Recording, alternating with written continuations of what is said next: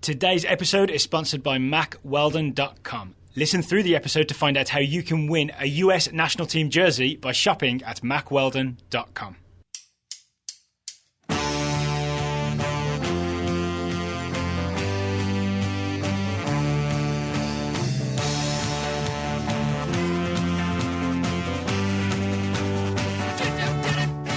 Hello and welcome to the Total Soccer Show. I am Daryl Grove and I'm joined by a man who I will bet has trouble sleeping the night before a tournament starts. It's Taylor Rockwell. Hello. Hello. My own or someone else's tournament? Like if I'm playing in a tournament or if I'm getting ready to watch a tournament? When the United States men's national team is playing in a tournament. I might go through some different formations. It's possible. Yeah. It's possible. Right? Yeah. I've had it with England. I've had it with the US. The night before the tournament starts, I close my eyes. I'm about to go to sleep. Yeah, and I start seeing scenes of celebration, scenes of despair. Either of those could happen. See, in this something in between, the weird uncertainty of a tournament that is not good. Absolutely. But in this situation, with two tournaments coming, I just dream of the fixture list, and then I wake up in a cold sweat and panic. I'm like, I got to schedule some stuff more. So yeah, if people followed us on Twitter or Facebook, you will have seen today we updated our logo to include the words Daily, Copa America and Euro 2016 coverage. That's what we're going to be offering from here on out. It's we are. 6 weeks. 6 weeks of soccer. You get to look at this face. 6 weeks, buddy. 6 weeks. It'll be my pleasure, Taylor. It'll be my pleasure. Can't start without saying thank you to all the TSS subscribers who've helped to make this happen. On today's show, we're going to be previewing USA versus Colombia, the opening game of Copa America Centenario 2016. We're going to give you our scouting report of Colombia. We've watched a few Colombia games to get a good feel. We're going to let you know what they do well. Most things. Why you should be slightly scared, but also how the US can combat that and maybe sneak a goal here and there. Later on the show, we're also going to talk to Alexi Lalas of Fox Sports. Taylor's going to be talking to him. Actually, I haven't heard it yet. Taylor's going to be talking to him all about his role at Fox Sports, how they're preparing for the tournament, the US national team, and the 1998 World Cup. Do you know how I know that you haven't listened to it yet? How's that? Because I burn you at the end. Oh, very nice. Okay. Well, we'll talk about that later. So should we start with this USA-Colombia preview? Let's do it. It's Friday night, June 3rd, 9:30 Eastern, kickoff. I'm almost scared to start because there's so many good things about Colombia, but if people are just thinking, yeah, Colombia, they're good, we're going to get into more detail about what they do well. So, Taylor, what is it? What do they do well? The number one thing they do well is James Rodriguez. Is that enough? So it's and I want to get into it a little bit regarding James because people will remember him from 2014 having such an electrifying tournament. Then there's the move to Madrid. Then there's this season, which is kind of a disappointment. He doesn't play in the Champions League final. He seems like he's maybe not in manager Zinedine Zidane's plans for the future. And so it's easy to be like, well, he's going to be in this tournament looking to, kickstart his career or whatever. But if you watch him play for Colombia, no kickstart needed because, man, is he good. And I had forgotten that. So essentially, Colombia play a 4-2-3-1, which sort of morphs into a 4-2-2-2 almost. It gets very centralized. And James Rodriguez is at the center of everything as Colombia play a sort of short, sharp passing game, right? They move the ball quickly, decisively, and terrifyingly. Right? They move the ball so quickly you almost can't see it happening. And James is the one that makes it happen. Right. Exactly. And so it's number one, he does the kind of Muller hello of when it comes to providing, basically. So he managed to pop up in between the lines in spaces where you really didn't expect him to show up, and least of all show up unmarked. And he kind of does that consistently. That's what he's good at, right? I feel like people have this memory of James as just this volley from long distance, which was his incredible goal at the 2014 World Cup, and that's sort of what made him famous, right? But the thing he's really effective at is finding space all over the field, constantly being alert, looking for little pockets, and connecting passes everywhere he goes. In some ways, he's not a flashy player. Like, how many James stepovers or rainbows or whatever can you think of? Not that many, right? It's about doing the simple things incredibly well. Right. And I would amend that to say the simple things when it comes to like technical ability. But one of the things he does amazingly that I would say is not simple is his passing. And time again, we've seen him in the highlights we've seen in the games we've watched. He just threads it like a needle. Yeah, splits like that. 4 defenders, splits 3 defenders, splits 4 again. That it's Michael insane. Bradley pass to Alejandro Bedoya when he squares it for John Brooks against Ecuador, that's like James basic. Yeah. You know what I mean? Yeah. That's beginner James level. And that was incredible. That's a dead ball, too. It's not James at full speed being like, oh, you're going to stand off me by 2 yards? Fine. I will spot Carlos Baca in the box and thread the needle. And he could do that like on the move with his back to goal and the outside of his foot. Right. Yeah. and so, I mean, in terms of how you combat that, it's tough. Because we saw, for example, in that Ecuador game that Colombia won 3-1, you can try to swarm him. This is a March World Cup qualifier that we found and watched very heavily. Right. So you can try to... watched heavily, exactly. You can try to swarm him, but what that does is pull people out of position, and then he'll still find the spot. Because he's not the only one, right? All the players around him, which we'll also talk about. Right. It's not all about James. There's all the other pieces that connect. They are all capable of finding spaces as well. So you can't just swarm James because there's too many other attacking threats. You cannot, but you also can't just stand off of him. Because if you give him any space at all... I showed you my notes. I had it written in increasingly large font and eventually capitalized, underlined in like size 20 font. I've got to be honest, don't give him space. It was a little bit... All work and no play makes Jack a dog boy. Well, don't blame me, blame Bolivia, who didn't learn the lesson. It's like, don't give James space. And then it was in all caps. And the third one is underlined. It was as if Jack Nicholson got even angrier than he did in the movie. Well, okay, well, first of all, some people probably did because the defenders kept standing off of him. Right. But so many times on this show, you and I have gone back and watched a goal, and we've watched it 50 times from all these different angles, and we've come up with this, like, oh, he makes this run, and that's what opens up. And with these, it's just like, okay, let me go back and watch what happened so I can, it's just James Rodriguez. Like, that's it. It's just like, oh, they gave him 3 yards of space, they stand off of him and think they're showing him one direction, and he finds a spot and picks it, and they score. Yeah. And so I think... You don't show James direction, James shows you direction. Truth. And I think there's a little bit of gray area where the United States can operate. So it's you don't stand off of him and you don't swarm him, but I do think you man mark him as best you can. Do you mean one guy to follow him all around the field? Not necessarily, because I kind of don't want the U.S. to do that. We can talk about that a little bit if you want. That feels like I don't feel like that ever happens at international level. Why is that actually? Why do teams not just man mark the best player, especially when he's so integral like James is? I can't say for sure, but my guess would be that it's because at club level you have so much time together that you can work through all these different systems and everybody knows what they're doing. And man marking really requires a lot of coaching and a lot of people knowing exactly what they're supposed to do at any given moment. And I don't think you have that time with the national team, so it's really hard to get that system going. And wouldn't a player like James really just use that to his advantage, maybe? If he knows that this one guy is going to follow him, you can drag him out of position, make a hole where that guy used to be, and then you can send in Cuadrado and Cardona and Baca and all the other guys. And so I think maybe man marking is too strong. Yeah. But I think constantly being aware of where he is and knowing who's supposed to be marking him. So passing him along, sort of? Yeah. But like with a very hot potato? Yes. But just kind of always being aware, always knowing when he's your responsibility, but never overcommitting. Because, again... What does that mean, never overcommitting? So if you look at the first goal that Colombia scored against Ecuador, it's a great goal from Carlos Baca. Yes. But it comes about because one Ecuadorian player, overcommits. And then I think it's James gets past that defender. So now another defender comes sprinting over to try to shut him down. That leaves a man open. James Rodriguez passes to that man. Now another man gets dragged out of position to cover that player. And it's basically once you overcommit, Colombia are incredibly adept at pulling you apart. Right, no scrambling. That's the note I made is even if like one man gets beat, the rest of the team doesn't need to try and scramble because when you scramble, all you're doing is opening up spaces for Colombians to pass to each other. Yes. So I'd almost say if someone gets beat at midfield and someone like say Bradley is marking James Rodriguez, I would be in favour of Michael Bradley not rushing over to try and put out the fire. Right. Instead, stick with Rodriguez and hope that the guy that just got beat has time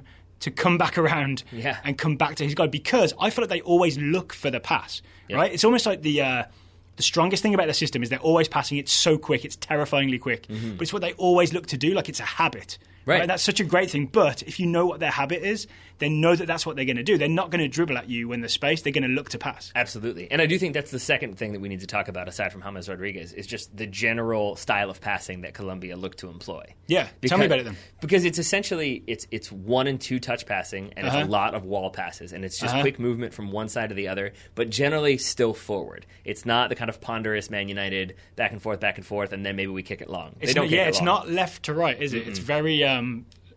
towards goal. It's like a W, basically. Yeah. Imagine a W. That's kind of the movement. It's like all the way to the zigzag field. towards goal. Yes, Like we exactly. did some. We had a practice session for street soccer.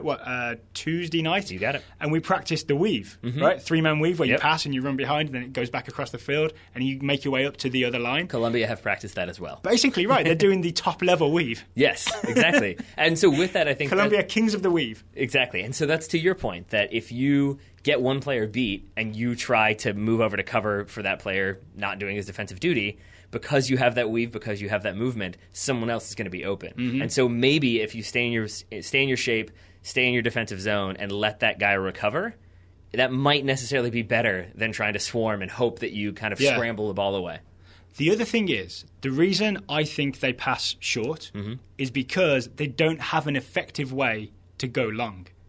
Right? If you think of that Carlos Bacca goal, the first one against Ecuador, I think we should link to this in the show notes so people can watch the goal that we're talking about. So we'll put the video in there.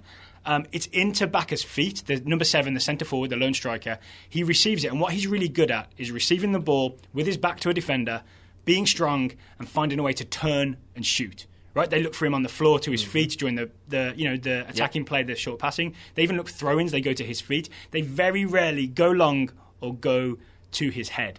So part of what I think the US can sort of do to combat that is force Colombia to go long. Yep. Right? When the ball comes out of the back, for example, maybe we try and close down so they can't pass through midfield. They have to go long. Then Jeff Cameron or John Brooks or whoever the centre-backs may be, it's probably going to be those guys, isn't it? Let's hope so. Will beat Carlos Bacca in the air. I'll almost guarantee it. All right. So we've talked about 3 strengths of Colombia. Maybe we should talk about 1 or 2 more and then give U.S. fans a reason to be optimistic. Oh, yeah, perhaps? there will be reasons to be optimistic later on. Well, so can we talk about Carlos Bacca then maybe as a way to defend against him? Yeah, So absolutely. we talked about he goes back to goal, he's very strong, he'll receive it, and then he'll find a way to turn you and shoot, right? Yeah. But if we know that's coming, surely we can do something about it. Yes, is my hesitant answer, because as I told you before we started recording, I spent 5 minutes trying to figure out the best way to defend against that. Yeah, and I'm hoping you've come up with the answer by and now. I basically gave up.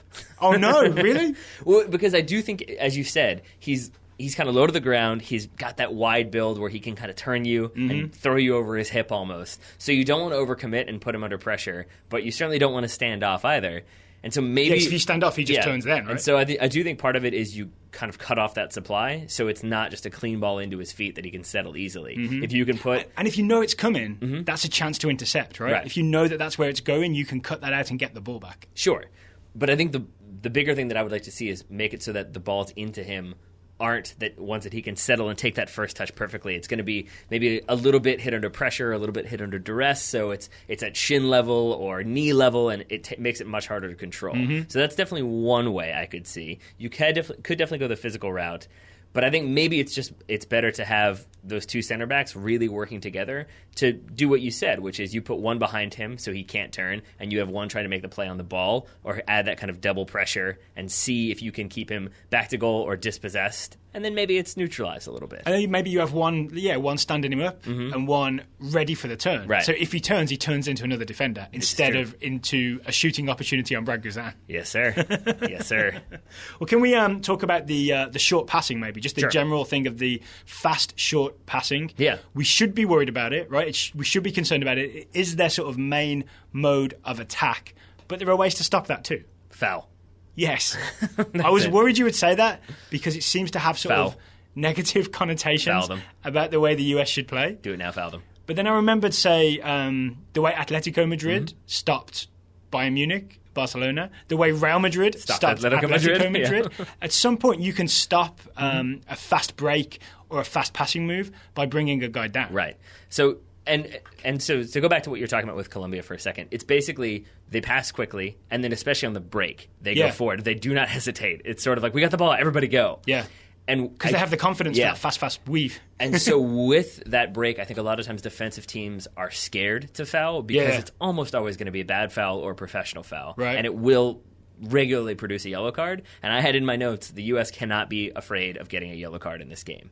Because that's what it's going to take. Just take it. Take one for the team. I saw teams trying to, well, we stand off, we're not going to foul, and it's that fast break, quick pass, goal. And you've just got to be able at some point to just say, I'm not going to catch this guy. It's a 3v3. I'm taking him down. I'll take the card if I have to. Sub me off if you have to. But better that than 2 goals down or 1 goal down early in the game. And there are going to be people listening thinking that this is a terrible idea. Here's why it's not so bad. Is if you foul them at least a decent ways from goal, like halfway line, just over, they're not great on set pieces. As we talked about with Carlos Bacca or pretty much most of the attacking players for Colombia, none of them are that powerful in the air. That's not where they want to go. They want to go on the floor. So if you give them that free kick, you're not really risking them serving a beautiful David Beckham cross in, and then you've got like some giant striker to head it. There's no real threat there, right? There's maybe the 2 centre-backs who are, 6 foot and 6'1.5"? Yeah, I think we did that research. We don't just know that, I promise. Right, and John Brooks is 6'4" and Jeff Cameron's 6'3". So that's...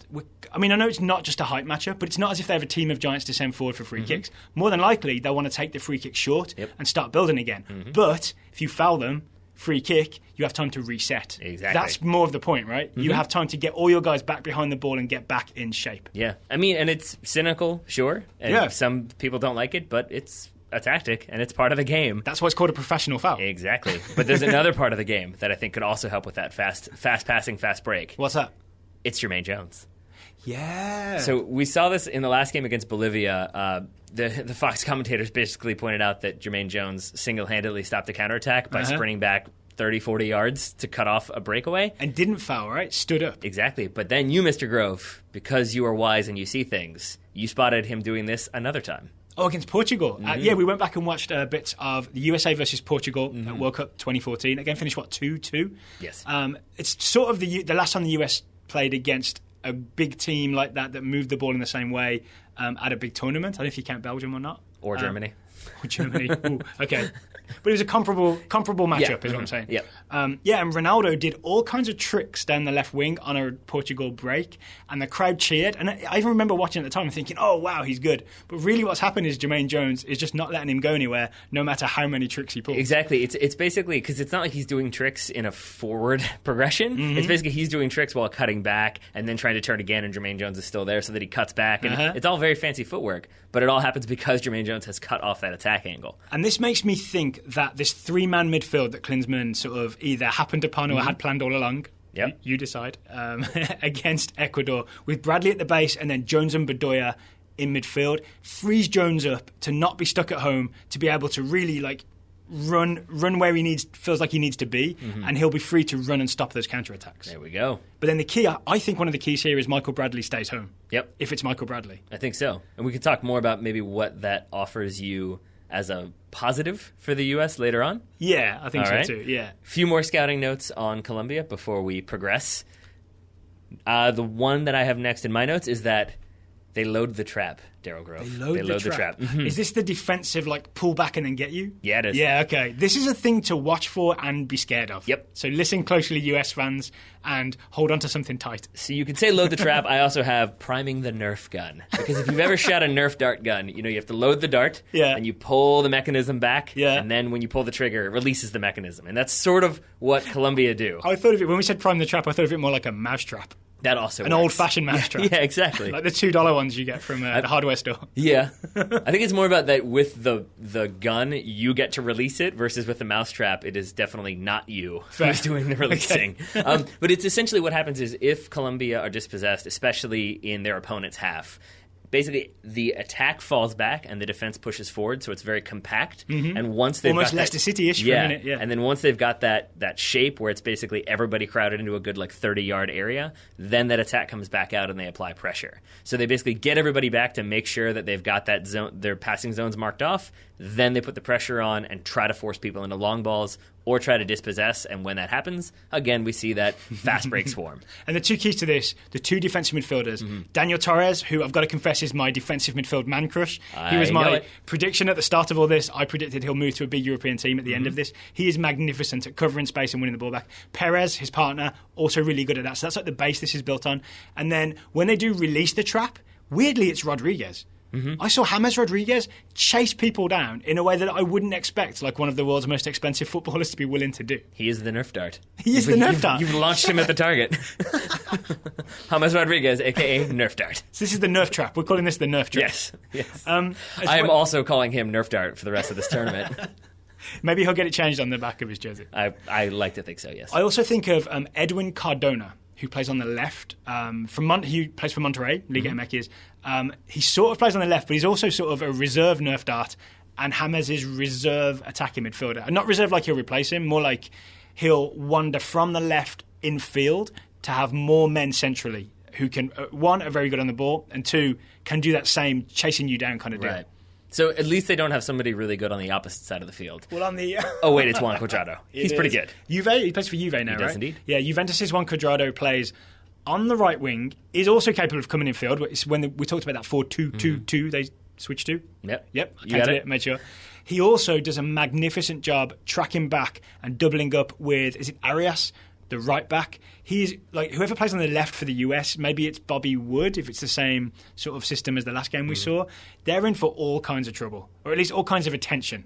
Because Arias stands you up, is the better way to put and it. Cuadrado comes back and sort of cuts off all your angles. So you end up in an Arias Cuadrado trap. Yep. Swarm. Yeah. It's like the Arias Cuadrado swarm. Yeah. It's like the friendly mouse traps, when they just run in the box and then you can set them free in the field later. The humane mouse traps. Yeah. You went friendly. The ones that don't work. In your mind, do they greet the mouse? Like, come on in, buddy. It's nice and warm in here. There's a cheese plate waiting. But it's on it's nicely laid out. Smooth jazz in the background of the friendly mouse trap.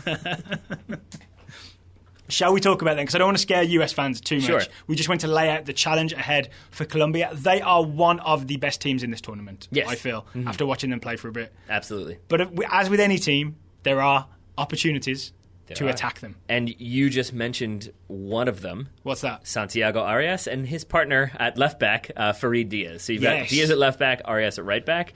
They both love getting forward, and they both love getting forward aggressively. And maybe too much sometimes? Maybe too much sometimes. Yeah. Because as I talked about, when you have the Nerf trap, when Colombia win that ball back, multiple times you'll see one go, if it's like from the camera angle, you'll see somebody flying through on the right-hand side of the screen or on the bottom left. Yeah. And it's always one of those two left backs really committing to get in there. Or sorry, one of those two fullbacks really committing. But that's when they've just won possession back in the middle of the field. So if you can dispossess or get that ball back right away, now you've got a player who is more or less 50 yards out of position, and you can hit into that space. And the way I see this is, whoever the wide guys are, and if it's the same team as against Bolivia, it's Wood on one side, Zardes on the other. So imagine it's Zardes on the right, and Farid Diaz has bombed forward, and he's only got 2 international caps so far. He's the replacement for Zuniga. Remember Zuniga, who sure do need Neymar in the back. He lost his spot at Napoli, I believe, so they had to scramble for a new left back. They ended up with 32-year-old Farid Diaz, who I want to say is unorthodox and loves an adventure. Hence they're being out of position. If Zardes can spot the moment when Diaz is too far forward and can run in behind him, and Michael Bradley can hit a diagonal ball over the top for Zardes on one side or Bobby Wood on the other side, if there is a moment when Arias is overcommitted and Cuadrado isn't covering, there is opportunity there. There is. There absolutely is. Absolutely.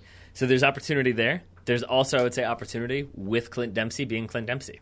How's that work then? So I know he got a lot of stick on Twitter.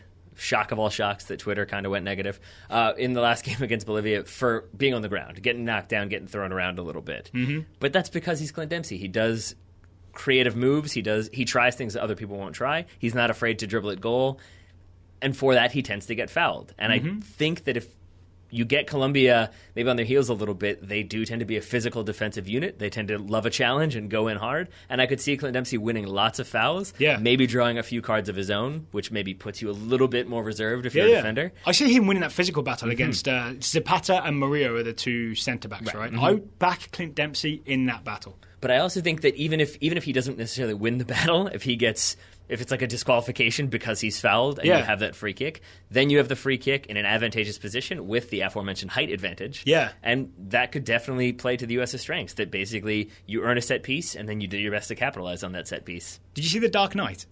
Yes. Do you remember at the end? Remember at the end, Batman's whole thing is that he can take the beating, he can take everybody coming after him because he's strong enough to do it and everybody else isn't.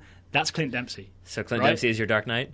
Pretty much, yeah, because he will take all the punishment for the team because he knows he can take it. He's strong enough to take it. There we go. And neither Zapata or Murillo are Bane. Well, I mean, in the end, spoiler alert, vanquished anyway. So, they could be whoever they want to be. Yeah, it took a whole movie, though. I also do kind of like the idea of Clint Dempsey as Batman.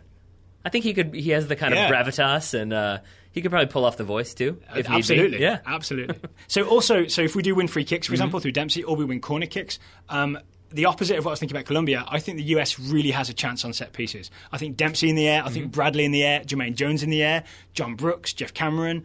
All of a sudden, you've got guys who are going to win aerial battles. Bobby Wood. We saw Bobby Wood with a cushion header to set Darlington Nagbe's volley. Absolutely. I really think there's a chance for the US to make something happen on set pieces.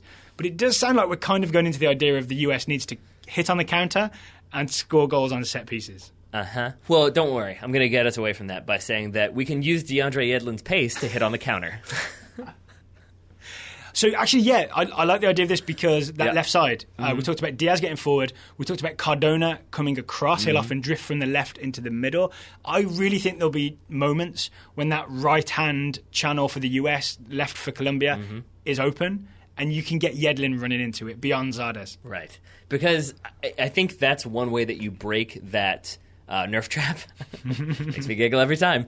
It's that you don't let the trap reset, is that you get the ball into that kind of Colombia's half, into their defensive third as fast as you can, and then they're off kilter a bit. And one way you do that is long balls over the top, and another way you do that, if you're the U.S. national team, is by using DeAndre Yedlin's pace to get that ball forward. Because if you have Cardona tucked into the middle, if you have Diaz pushed well up, then you've got that huge amount of space that if you use DeAndre Yedlin's pace, he's flying down the right wing and no one's in front of him. So are you really suggesting the US should just start playing long balls? Is that what I heard you say, just? Well, it's different than usual. I hope I'm missing some nuance. You are, I hope. I know. I'm kind of teasing you, because I get the idea.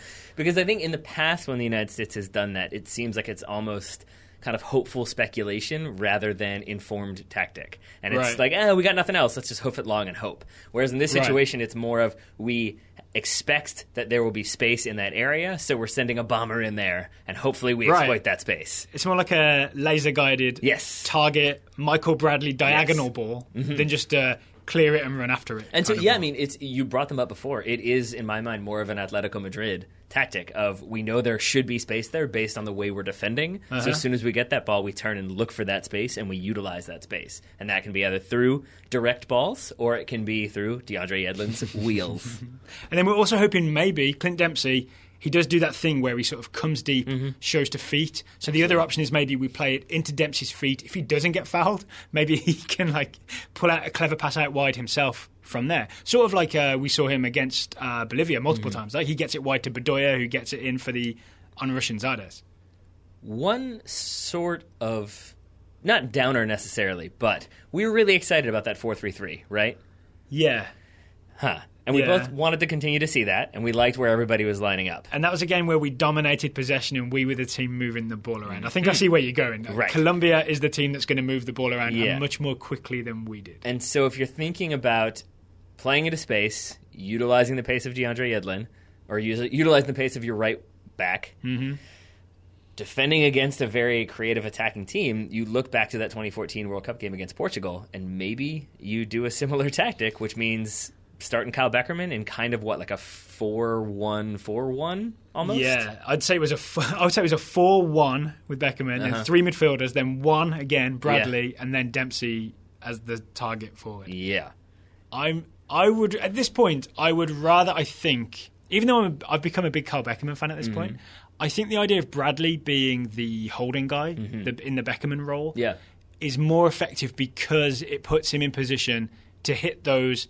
laser-targeted diagonal balls left and right. Right. And then I think it's just then I'm like, but then you have to worry about Michael Bradley doing the defensive work and marking people, which he's obviously good at doing. It's just then you wonder, are we, hampering his overall performance by making him just stay defensive? Right. And that's where I guess I'm not even saying that I want the United States to do that 4-1-3-1-1 or however you want to call it. It's just more that I think, ourselves included, people tend to criticize Jurgen Klinsmann for irregular roster selections and irregular tactics.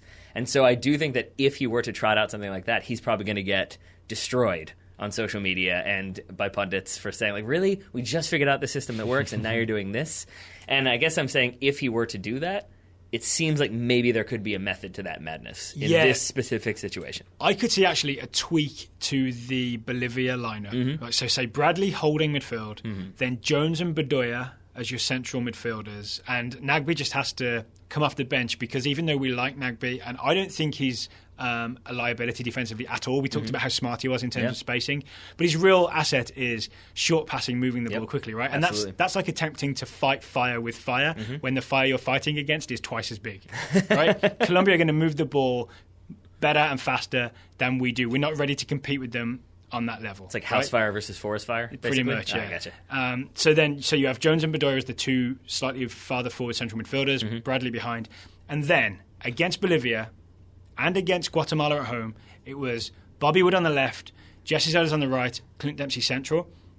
That's very attacking. I wouldn't be surprised if Klinsmann goes with, say, Graham Zusi as one of those wide guys, just because he's someone who won't get forward as much, maybe can serve in a set piece, will run and track back a bit more. So don't be surprised if it's like Zardes and Zusi as your wide guys. Yeah, or even I could see Zusi and Bedoya, Jones, Bradley in the middle with Beckerman behind, and Deuce ahead of them. Yes. So I guess maybe the best way to spin this is, so if you see that, recognize that maybe that's the practical approach and don't be disheartened. But if you see the 4-3-3, then know that it's like, all right, we're going for it. It's going to be exciting. We'll see what happens. If it's Wood and Zardes, we are going for it, because those two guys are not as experienced defensively. We looked at Wood's sort of decision-making, and it is good, right? He knows maybe when to step and when to press against Bolivia. Yeah. I don't know that he knows how to track back against Colombia and then get forward as well. It might be asking him to do too many jobs. Right. All right, so it might be the practical approach, but one thing I think that is... We haven't even mentioned Christian Pulisic. This is true. But before we get to young Mr. Pulisic, I want to talk about two men who I think are near and dear to your hearts from a positional sense. It's going to be John Brooks, and it's going to be Jeff Cameron. Are we sure about this? Well, maybe not. But what I do want to mention is the fact that with all of the things we're talking about, with what Colombia want to do, with what the United States want to do, I think there's a reason why I want it to be those two, as I think you do as well. And it's because of the passing ability that those two possess. Yeah, so when Colombia do spring that trap, you want guys who are good on the ball, right? And I think the two best centre-backs in terms of holding onto the ball and distributing the ball are John Brooks and Jeff Cameron. They're the most graceful under pressure. They have the best technique, I want to say. They play to the whistle, if you're John Brooks. Yeah, we were really impressed with that. Right? Yep. And I remember a moment with John Brooks where he faked the pass back to Gazan and then turned. And I think that also frees Bradley up a bit, so Bradley doesn't have to come and take the ball off a centre-back's foot. Instead, he can, hopefully, put faith in Brooks and Cameron to have the ball at their feet. Bradley can be like 15 yards away and receive the ball, so he's receiving it and the field's in front of him instead of coming back and taking it from them, and he's got like starting with his back to goal. Yeah, that's pretty much the last thing you want to see, because as we talked about, you want that ball forward to kind of break that the Nerf press, and if you have Bradley dropping way back to pick that ball up, it just invites, come and get us, guys, and then you might be in trouble. And then Nerf shots across the bow. Not only was the sound effect brilliant, but the acting out of shooting the Nerf gun was brilliant, Daryl Grove. Although Nerf guns tend to only be like single fire. No, I guess you can have the rapid fire repeater. So no, you're good. It works out well. I never had a Nerf gun. I know you did, buddy. We might have to rectify that before this tournament is over. So we can't let this go without mentioning Pulisic. Yeah. I think for all the reasons we just stated, I'm not sure that he starts, even though I'm sure people want him to start, because he is... I don't want to call him flavour of the month because that's dismissive. He is the sort of hot new player that everyone wants to see play for the United States men's national team, especially after he scored his first goal. I actively do not want him to start. Really? Yes. Are you sure about that? Yes. Are you? If you saw him in the starting 11, would you not be excited? I mean, certainly I'd be excited. It's not that like I don't want him to start because I think he's a bad player. Right. It's because I think he's more important as an impact sub. When Colombia are a little more tired, the heat will have gotten to them. The intensity of the event will have gotten to them, and I could see Pulisic coming in and kind of shredding a little bit, finding those passes, finding those channels, creating opportunities himself. Whichever wing he's on, if he can find that space in behind, then he could make it rain. And so, if he starts the first half, he's going to have to do a lot more tracking. If I would say this, if Pulisic starts, it won't be the Pulisic that people have come to expect. It'll be a guy tracking Cuadrado or Cardona or Diaz or Arias, right? It'll be a much more sort of labour-intensive Pulisic that is not as exciting to watch. There's more chance of him being exciting if he comes on for the last 30 minutes. That's true. Yeah. And all that said, I'll amend my statement a little bit just to say that if he does start, then to me, he's starting for a very specific reason. So he will be even more interesting to watch because he will obviously then be doing some sort of like attacking outlet or defensive work that other players can't do or weren't as good at in training. So then that makes him all the more compelling to watch. But I would rather see him as a second half impact substitute. So there you go. That is our USA-Colombia preview. The game is Friday night, June 3rd, 6:30 Pacific in California, 9:30 Eastern. Oh boy. It is on Fox Sports 1. Later in today's show, we will be talking to Alexi Lalas about his Fox Sports work and about this game and about Copa America in general and about all kinds of other things. But before Taylor's interview with Alexi Lalas, first, we have a sponsor. Our sponsor today is Mack Weldon, which might sound like England's mystery fourth centre back, but is actually a provider of smart clothing for smart guys. Yeah, Mack Weldon offers underwear, socks, shirts, undershirts, and hoodies that are not just soft to the touch, they also feature innovative technology. Antimicrobial, Daryl. Antimicrobial. I heard they've got a silver line of underwear, shirts, and socks. This is true. Yes, shirts, socks, and underwear. That it basically eliminates odor, which is a very good thing if you're wearing socks for an 18-hour day, which we're going to be during the Copa America. And especially since we're going to be stuck in a relatively small office space, we would probably like antimicrobial undergarments. Yeah, let's hope they fix the AC soon. We also we wouldn't be promoting Mack Weldon unless we had worn it and confirmed that this stuff really does work and really is comfortable to wear. Mack Weldon sent us, $125 credit to spend each. We made our orders. They came to the TSS tower. We opened them up. We touched them. They were soft to the touch. They passed the touch test? They passed the touch test for me. I want to say also about that shopping experience. For me personally, they have that little like tracker bar at the top, so you know how much you spent. They have like the sales breakdowns along the way, so you know exactly what you spent. Yes. Because I do have those moments when I'm like, oh yeah, add to cart, add to cart, add to cart. What now? I spent how much? So it's nice to kind of know along the way, so you're not ending with blowing your monthly rent or something like that. I do want to talk about the antimicrobial, because this is the thing that really sold me on this. So apparently it eliminates odor through some sort of silver-based technology. I don't understand it. That's why I don't make T-shirts or underwear. No? It seems like you've got a really good grasp of it. And keeps you feeling fresh. Yeah, so it's not actually silver-colored, which is what I thought the first time I saw it. I thought it'd be made of silver. I thought it was a bargain. Right, so it's not actually silver underwear, but our listeners can still have a bargain. If you go to MackWeldon.com, you get 20% off using the promo code TSS. But this isn't your usual podcast promo code, because when you use the code TSS at MackWeldon.com, you not only get 20% off, you are also entered into a random draw to win a US national team jersey. That's right. So go to Mack Weldon, that's MackWeldon.com. We'll put a link in the show notes. And buy any item and use the promo code TSS for 20% off and to enter the contest to win a free U.S. national team jersey. Can be home, can be away. Whatever you like. Can be men's, women's, any size, whatever you like. Speaking of U.S. national team jersey, up next, we've got a guy who wore it 96 times. It's Alexi Lalas. That's right. He and I discussed his role with Fox this summer, his thoughts on the Copa America in general, and the U.S. men's national team in particular, and whether there was more media scrutiny on the national team in 1998 or today heading into this tournament.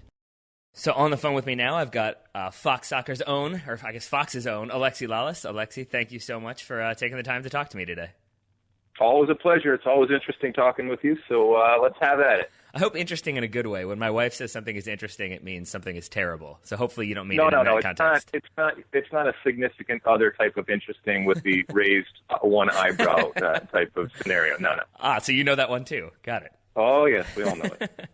All right. Well, Alexi, so you've covered the end and the beginning of Major League Soccer, the end of the 2015 season, the beginning of 2016. You've had the Bundesliga season, the Champions League, U.S. friendlies. Do you wish there was maybe a little bit more time between the end of the season and the beginning of the start of the Copa America, or are you ready to go? No, what we like to say, there's always another game, and there is in our sport, and I wouldn't have it any other way. It's something that I love. It's something that I have a passion for. I mean, since coming over to Fox from ESPN, like you said, I've done MLS actually doing games, Champions League, Europa, FA Cup, Bundesliga, even the FIFA Interactive World Cup, which is just a bunch of guys sitting around playing the actual FIFA game. So if there is a soccer game, whether it's virtual, real, men's, women, co-ed, naked, doesn't really matter. I will be there talking about it, and I love it. I'm very fortunate. Believe me, I pinch myself every day for having these opportunities.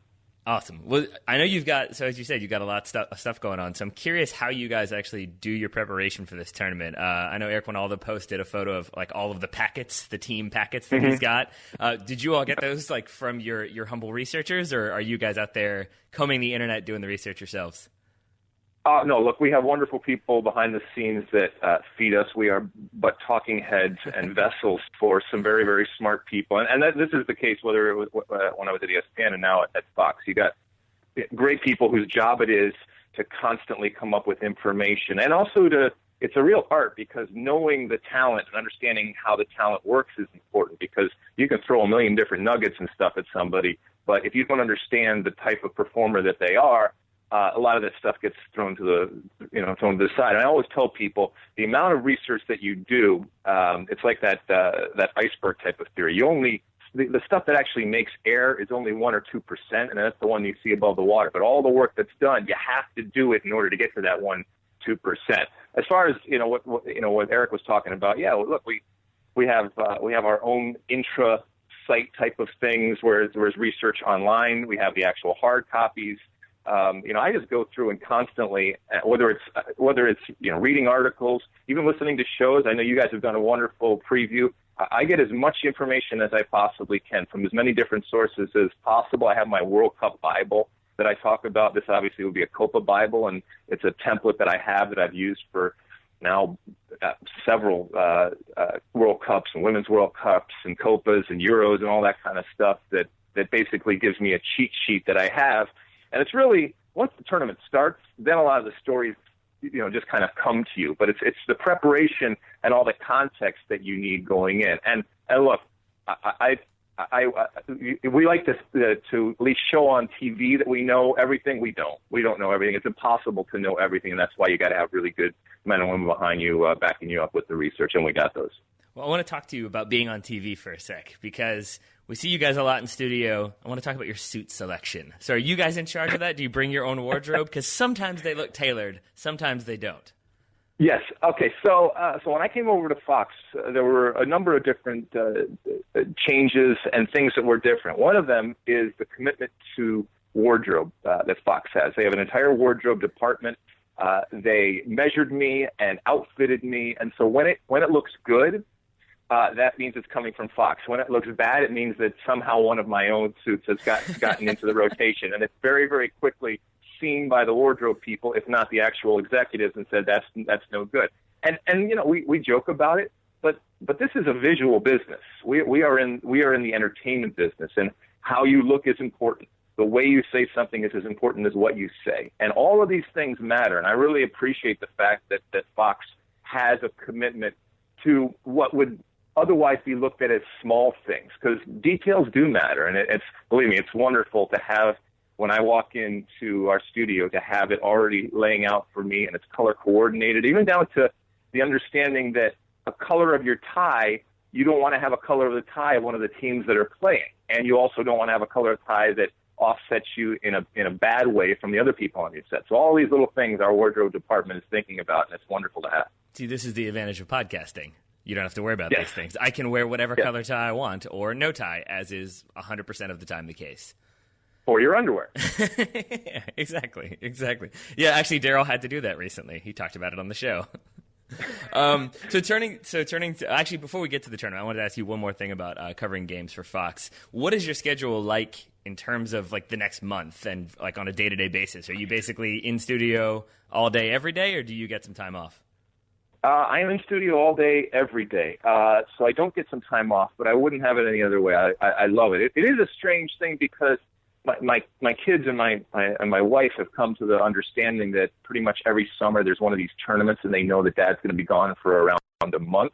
and hold up in some hotel somewhere in some country usually. And this one's weird because we're actually doing the studio from Los Angeles, so this is almost a homecoming for me. I get to actually go home every night, which is a strange type of existence, because normally, like I said, I'm doing the Groundhog Day thing from another country and in a hotel room. So it's going to be interesting to see how this one plays out. But it's nice that I get to spend a little time at home, even though every single day I'll be working from the studios doing Copa America.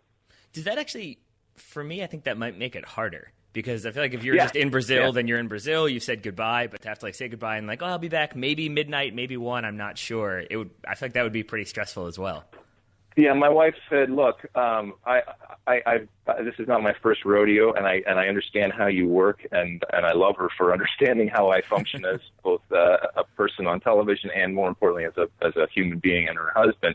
And she said, "There's going to be times where it's just better off for all of us if you stay in the hotel for the night." So she understands that this is a grind and these things, and it is a Groundhog Day type of existence, but I've done it now so much.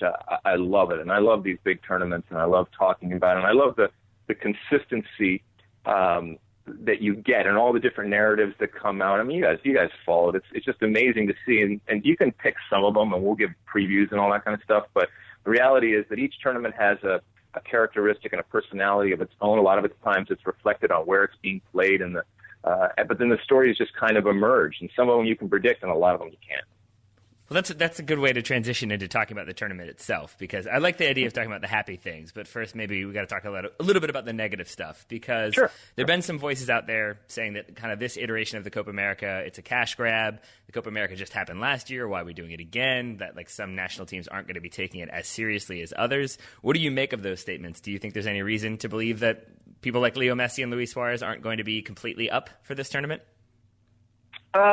I think that maybe not individually, but I think collectively different teams will have different objectives and maybe different levels of interest. Now, having said that, keep in mind that Copa America traditionally has always been all over the place in terms of when it takes place. It's not necessarily it has to happen here and it has to happen here, and there's been a history of that.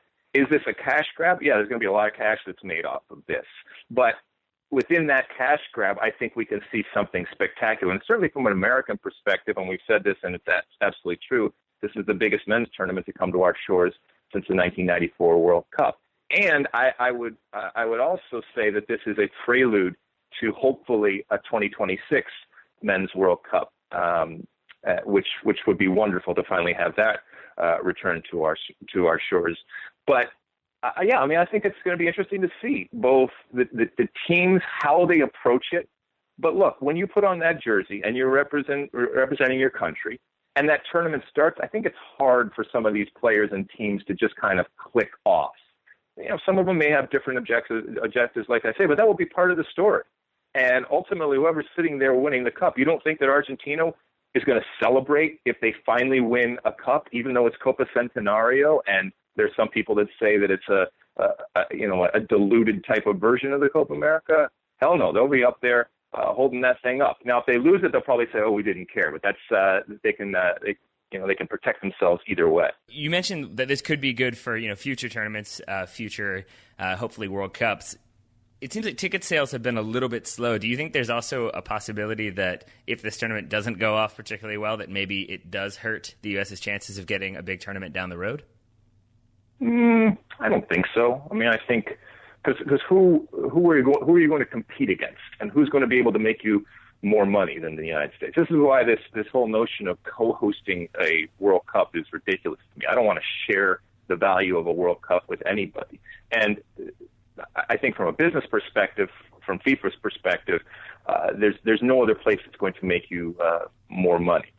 If there are empty seats during this Copa America, is that going to hurt America's chances for hosting a World Cup? No, because then maybe the United States uses the argument that you had made earlier that some people are making. Say, yeah, but it wasn't what it could have been, but that's not our fault. It's just the reality of a Copa America that was shoehorned in to make sure that it was on the 100th year. All of those things are important, but I think that we'll get it in 2026. I hope that we are I hope that we're not co-hosting it, and that has nothing against Mexico or nothing against Canada or any other country that could possibly potentially co-host it. I just think that I want all that value for ourselves. I saw that value in 1994 and what it did for soccer in the United States, and I don't want to give any of that away. And if anybody in the world can host it alone, it's us. That's the reason why for years they've always said, well, what happens if we have to move it at the last minute? Who can do it? Who's turnkey? Well, the United States, because of the infrastructure, because of what we have. And I want to be able to access that and then reap the benefits of hosting it alone. I like it. All right. So, see, that's why you're great, Alexi, because you always manage to find the optimistic side, the positive angle. So I want to keep that going then, and I want to ask you, so in terms of this tournament, who are the players or teams that you're most excited to see, who are you most excited to cover, and do you have any maybe predictions overall for the tournament? I'm excited to see Mexico, honestly, and I know a lot of people are picking them. The reality is that there are two home teams. This is 2016 in the United States, and you live in this country, I live in this country, and you recognize that when Mexico plays in the United States, it is a home game for them. And so there are two home teams, and I think that's going to be a tremendous advantage for the likes of Mexico coming into this tournament. I'm excited to see, for obvious reasons, Argentina still trying to get that a cup win. Brazil, even without Neymar, what this team looks like. And sometimes when you don't have all the stars, it gives incentive to players to step up. For example, Costa Rica with the news that Keylor Navas is not going to be the goalkeeper there. On the surface, yeah, that's a good thing for the United States because they are in our group, and this is a very good goalkeeper. But you never know if somebody's going to come up and use this Copa America to establish themselves. And going back to what you said, maybe a Keylor Navas, for example, doesn't approach it with the same type of intensity that somebody who's just getting his first chance approaches it. So it doesn't always work that way. So I'm excited to see that kind of stuff.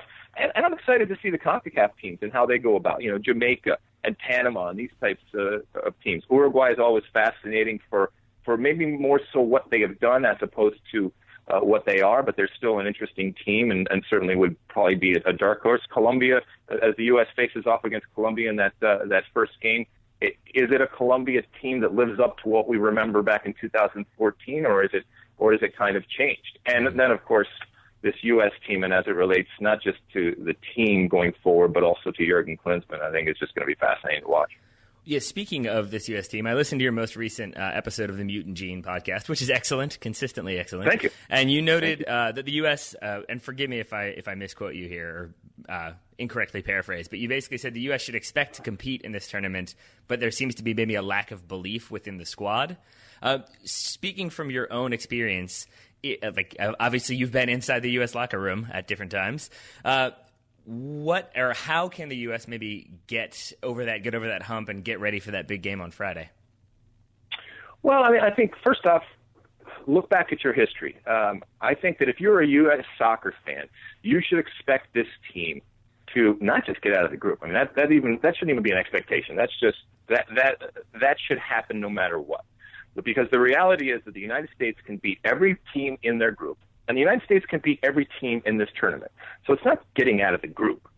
It's actually challenging for the title. And I think in 2016, you should expect that. And look at the history. The United States has beaten Colombia in a World Cup. The United States has beaten Brazil in a Gold Cup. The United States has beaten Spain in a Confederations Cup. The United States was a handball away of going to the semifinals of a World Cup in 2002. So the U.S. has beaten big teams in big tournaments. And this is going to be a big tournament. But also look at the situation. This is 2016. Jurgen Klinsmann has more depth and more talent. He has more rope. He has more power. He has more resources than any coach, manager, technical director, whatever you want to call them, at all of those things in U.S. men's soccer history. This is 2016, and this, by the way, is being played in your own country. So I think it is fair to expect that this team do good things and big things. And I also think that Jurgen Klinsmann and this team need it because I think that there is a general apathy when it comes to this team and a real concern as to whether this is a team that can make us believe and that we can embrace going forward into 2018 because ultimately this is about winning a World Cup. And we want to believe that this team and Jurgen Klinsmann is heading in the right direction on that path to win a World Cup. And I think over the last year, there's a lot of doubt. And I think if this U.S. team has a good Copa America, for Jurgen Klinsmann and for this team, they can turn that narrative around and say, yes, they're heading in the right direction. Certainly if you watched the game against Bolivia, okay, it's Bolivia, a horrible team, but still there were elements there that I think give people hope. And that's really, I think, ultimately what we want after this Copa America, to have some hope that this team is heading in the right direction. So to use the cliched phrase then, so you don't think that he's necessarily lost the locker room yet? You think that he still has backing in there? You think people still believe in him? Or do you think it's more the players are playing for their own reputation for the team itself rather than what the manager's asking them to do? I'm not in the locker room, so I don't know that. But all I can say is that I think that too often there looks to be confusion. Too often there looks to be an uncertainty when it comes to the individuals and how they are supposed to play, and when it comes to the team and how they are supposed to play. And that falls on the coach. And look, maybe it's by design, and maybe he has a design that none of us can possibly fathom. But when it comes down to assessing Jurgen Klinsmann as a coach during his tenure as the national team coach, and I go back to this time and time again, I don't think that this team is playing a completely different version of what we used to play. I don't think that this team has been revolutionized by what Jurgen Klinsmann has done. And to an extent, that's what was promised when he came in. Now, I think that there has been progress, but I think you could argue that much of that evolution and progress was natural, was going to take place no matter what. And so I think some of the criticism comes from what we felt we were going to get and what was promised us by Jurgen Klinsmann. I don't see it on a consistent basis, and I think that there's a belief that we should be much further on given those promises. Well, you mentioned that Bolivia game, and maybe we saw some positive signs there. It seems like maybe Klinsmann has settled on his preferred formation and lineup at this point. Do you like the U.S. in what appears to be that 4-3-3, and do you think the lineup we saw maybe in the start of the second half against Bolivia is how the U.S. will come out against Colombia? Yeah, so, look, you have Brad Guzan in goal, and fine, you pick Brad Guzan, that's who you want.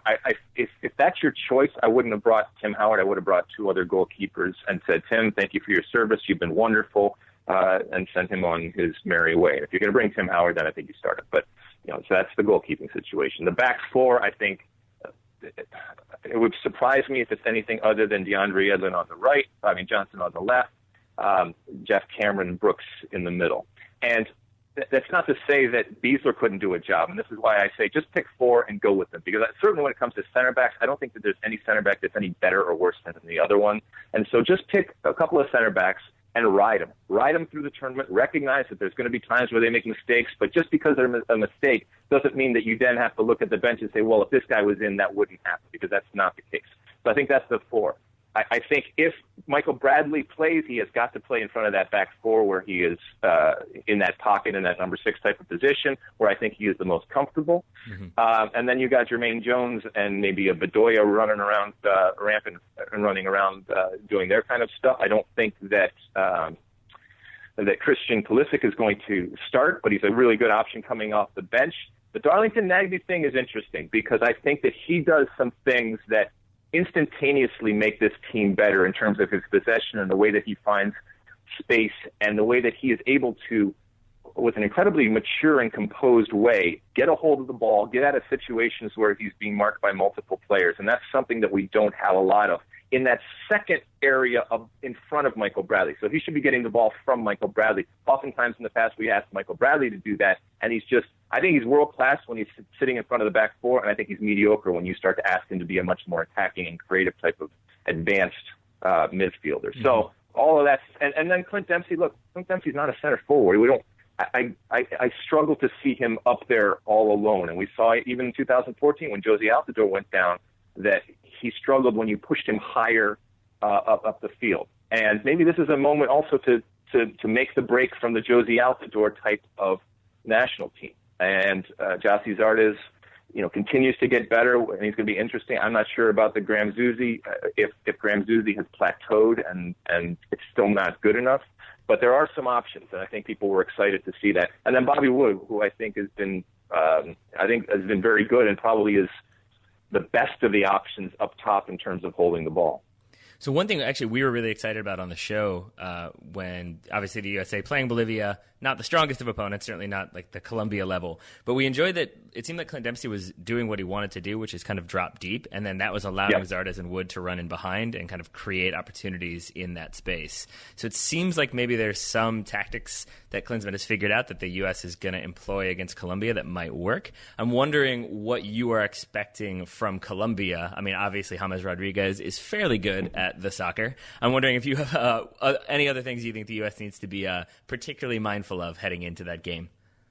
Well, I think it's going to be a battle of narrows, if you will, because you just mentioned Gyasi Zardes and Bobby Wood coming in and kind of filling in that spot when Clint Dempsey does drop deep, and so it makes the team very narrow, which interestingly enough is a lot of what Colombia does, and even more. I don't know if it's interesting, but I find it interesting. When we played Colombia way back in 1994, it was a 4-2-2-2 down in terms of their formation, and it almost is a mirror of that, which means that there are opportunities out wide. And so for both teams, I think the ability to access that wide space on a continual basis, which runs counter to what you said about Gyasi Zardes and Bobby Wood. So, and it's not that they can't do it. It's just if everything just gets constricted and narrow from both teams, it's going to be kind of a ping pong type of situation and a corridor right down the middle of the field. And the first team that is able to really consistently access that wide, and whether it's through Gyasi Zardes peeling out wide or, I don't know, a Cuadrado or somebody like that from Colombia peeling out wide, if you're able to do that, I think that you can find some joy. Excellent. Well, thank you for that beautiful insight. I'm going to probably steal that as my own. So thank you. I don't know if any of it's true, but it sounded. I did it with authority, which is half the business. Exactly. That and a well-tailored suit we've established. There you go. Yes. So I mentioned your podcast earlier. I wanted to ask you really quickly before I let you go. Sure. And you had in the recent episode you had the great interview with Steve Sampson. I don't really want to ruin it for people because it's very captivating. I found myself. I missed my bus stop, I'll put it that way, because I was listening so intently / kind of angrily. Because at one point, Steve Sampson mentioned a few different times, I think, that there was kind of unfair media pressure on you guys, maybe him, that you guys were under the microscope when you were in France. I was only 14 in 1998, and for obvious reasons, was not playing for the national team. But I kind of remember struggling to find much coverage about the tournament. I was having to record it on VHS, and there wasn't really any recap at night. So to me, it felt like he was overstating the pressure that the media had, the expectations the media had. You would obviously know better, so I'm curious how much media scrutiny there was during that tournament. Yeah, there were a couple of things, and I appreciate you listening to the podcast, and I thought it was interesting to hear Steve Sampson give his take. And keep in mind that we all have our versions of the past and of history, and our versions of truth. And he has his, I have mine, John Harkes has his, Eric and all the different people and these stories that came up. When it comes to that, I took exception to a couple of things that Steve said, and I respect the hell out of the fact that he wanted to come on and talk about it. And we have since buried the hatchet, and we have at least a cordial relationship, which is important because time softens a lot of these things. But I do disagree where in terms of the assertion that he made that there were somehow unrealistic expectations or false expectations when it came to the team. If there were, it's because we created them as a team. Keep in mind that this was a team that went to the semifinals of the Copa America in 1995, breezed through qualifying, was the first team in history ever to get a point in the Azteca during the hexagonal, beat Brazil in the Gold Cup. All of these different things happened under his watch. So yes, there was a confidence and the fact that both individually and collectively we had evolved as a team, and we were playing with confidence. Steve had taken the shackles off of us and emboldened us and said, "Hey, go out there and attack and do some things and take more risks." And we loved that type of talk. Plus, guys like myself and others, we were coming off of our first experience as professionals in club situations. Keep in mind, I had never even been on the books of a club when I stepped on the field in the 1994 World Cup. Oh, that's right. You guys were all in residency. Yeah, right? we were all under contract. Yeah. And all of my experience was international. I went at a completely backwards ass. But after the 94 World Cup, then went off and played and had all of these experiences that we're now bringing back in. So I don't buy the fact that there was too much pressure or unrealistic expectations on this team. None of us were under the delusion that somehow going in and playing against Germany in the first game of the 1998 World Cup was going to be easy, and we were just going to walk all over Germany. We knew that was going to be hard, but Steve seemed to think that the press and the expectations that they had back in home was born out of some sort of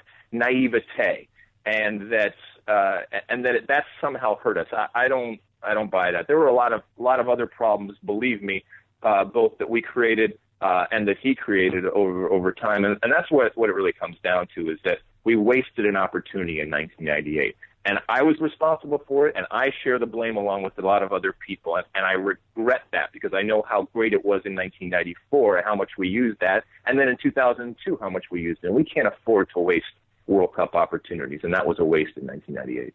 So do you think there's slightly more media scrutiny and pressure on the current U.S. national team, or do you think there was more on you guys in 98? I don't know. That's a good question. I think. Look, there's more ability to have people's opinions, both positive and negative, and more platforms to have them out there. I mean, back then we didn't obviously have Twitter and the podcasting formats and Facebook and all the different things that exist now, but the people that did cover the team, they were knowledgeable. And it's almost as if, you remember, well, I don't know if you remember, you're much younger, but there was a time when there was basically 3 broadcasts, NBC, ABC, and CBS. Yep. And while there wasn't a whole lot of platforms, those were the platforms, and that's where all the eyes. So when, let's say, the USA Today was reporting on the team, everybody looked at the USA Today. When Soccer America was reporting on the team, everybody that was into soccer was looking at Soccer America. And so it's not as easy to say that, well, 2016 is a different time, and so there was more eyes, and so now there's more pressure. I'm not sure that's necessarily the case. That's a very good answer. Well, you said that you respect the hell out of the fact that Steve Sampson wanted to talk to you. We, as always, respect the hell out of the fact that you want to come on this show and talk to us. So thank you for taking the time, and it's been a delight, as always. Well, as I say each and every time, and I do mean it, many of us that kick the ball get a lot of the credit, but shows like yourselves and people like yourselves that consistently are talking about this beautiful game are as much a part of the progress of this game in the United States as any of us that kick the ball, and deserve just as much credit. So I thank you. Well, thank you very much. I'm going to assume that since Daryl is not here doing this interview, you are referring exclusively to me and not both myself and Daryl. Yeah, you got to be there in order to get the credit. I appreciate that. Well, thank you, Alexi. Good luck in this tournament, and best of luck to your family for the next month. Thank you. Thank you to Alexi Lalas, and I'm here now, so can I get some credit now? From me, sure. Maybe not Alexi.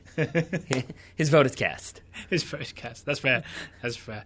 So the game again is Friday night, 9:30 Eastern, Fox Sports 1, USA versus Colombia. It is a big game. It's a big tournament for soccer in America. There's some disagreement maybe about how big the Copa America is around the world. For Americans and for the sport of soccer in America, I honestly believe it is huge. Yeah. And we're sort of included in that because we want people to watch this tournament. We want people to find our show this summer, right? The more people find our show, the more people listen, the more shows we can do, the more TSS we can bring into the world. Like our darling baby children, since we are common law podcast married after all. Yeah, and each episode is one of our babies. We've had many, many children then. So what we would like you to do, if you're someone who's listened to Total Soccer Show and you think there may be someone who would be interested in Copa America, in following the US, sort of like they do for the World Cup, maybe that casual type fan who may be interested in watching the US at Copa America, we're asking you to share this show with them, get them to listen, and then hopefully they listen to us, they discover our show, and they get informed ahead of USA Colombia, and everybody wins.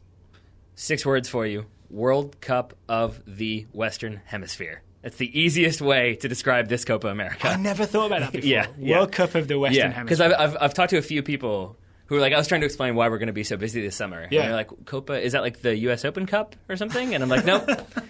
World Cup of the Western Hemisphere. I'm like, oh, okay, sure. I don't know why you talk in that weird staccato cadence, but gotcha. So yeah, please share this with a friend, a family member, anyone. Give them the website, TotalSoccerShow.com. Let them know that you can find us in iTunes or at the Google Play Store or on Stitcher or anywhere you get podcasts. So yeah, please share this with someone.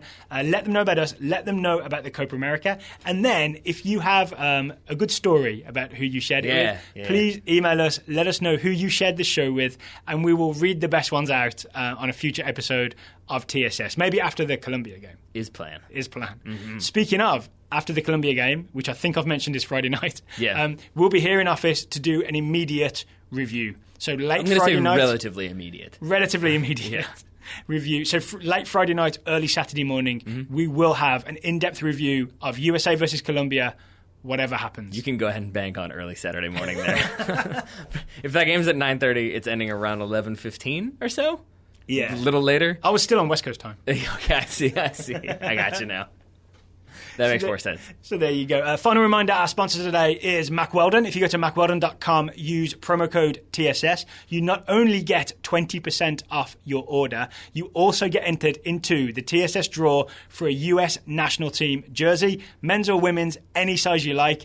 And, little bonus, it'll be from the secret soccer shop owner, whose location and identity we cannot reveal. Bunker under the earth. That's where. He's 3 miles down. Yeah. We take a long elevator ride to get Indeed.